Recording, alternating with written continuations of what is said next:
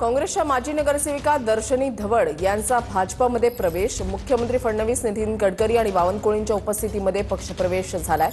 माजी आमदार सुधाकर कोहे यांनी दर्शनी धवड यांचा भाजपमध्ये प्रवेश घडून आणलेला आहे।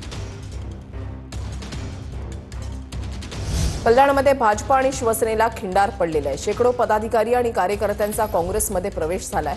कल्याणमध्ये काँग्रेस किंगमेकर होणार असा दावा काँग्रेसच्या जिल्हाध्यक्षांकडून करण्यात आलाय।